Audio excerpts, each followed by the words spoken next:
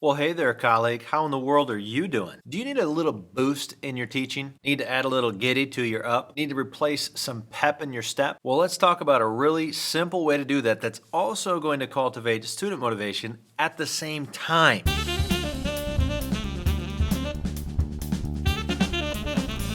So all you're going to need is a printed out list of all your students' names, divide them by class. And what you're going to do is someday within the next week, you are going to plan a large chunk of independent work time. This could be quiet independent work. It could be collaborative independent work. Here's what I did today. This is what inspired this video. I had my students complete a warm-up, and in the warm-up, I asked 4 different questions related to my students' post-secondary aspirations. This was meant to load into their mind some answers to questions that I intended to ask during the remaining portion of the lesson. And then I presented them with this work activity that was meant to help them to consolidate information for the unit that we were working on. And I told them, hey, I want to talk to every single one of you today during this independent work portion. So I'm going to ask you to maintain your focus on this and just be ready to be called into the hallway so that I can briefly connect with you about what you're thinking about for post-secondary life. Now, this was an activity type that we've done before. They're familiar with what we call happy mappy time, when we take knowledge that we're learning in history and apply it to a map. So it's important that they actually be able to succeed at the task without your direct guidance, and ensure that by making sure it's a familiar activity type. And then I just got out my list and I kind of selected students based on who do I know the least about, who have I connected with the least so far. And I just started to call them out and ask them about what they were planning to do after high school. And so I learned about aspiring pilots, veterinarians, softball players. There was a movie director, a pharmacist, some business majors, a couple engineers, a couple of English majors.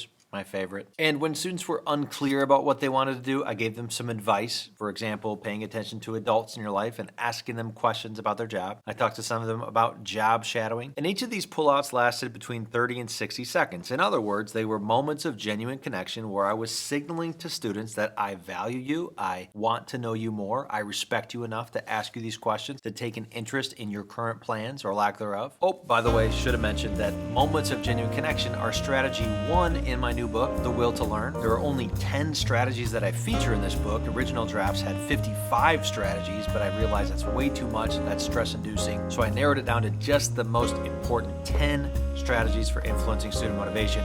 So if you follow my instructions in this video, you will be cultivating student motivation in one of 10 high-impact, high-yield ways. So let's see how many kids I got through. I got through 17 in one class, 13 in another, pretty similar across the board. And so this did a few things for me. First of all, for those students that I did connect with today, they definitely walked away with at least me attempting to show them I actually am interested in you. Second of all, for those who haven't gone yet, I still got them thinking about their post-secondary plans. And I told them I'll be pulling you all in the hall during the next few days. Now, I won't be doing it in as big of batches in the next few days, but this is the type of thing that I can do during warm-ups. I can hold a kid after class. It's just basically me accelerating an MGC cycle, a moments of genuine connection cycle, to take place within a 1-week period. Right now when I'm making this video, it's October, and that's just a time each school year when I need a little rejuvenation, and my students need a little extra spark from me too. And I gotta tell you, colleague, when you talk to 10 or more of your students about whatever topic you want, I do recommend talking to all of your students about their future plans, just because it signals that you care about them. It's impossible for me to walk out of a class period like this and not feel a rejuvenation in my soul, not feel a renewed interest in these kids that I'm teaching, a renewed enjoyment of getting to teach them, and a deepened awareness of some of the things that my students are thinking about or confused about or worried about. So please try it. It's not hard. It will rejuvenate you and it will rejuvenate your students. Until next time,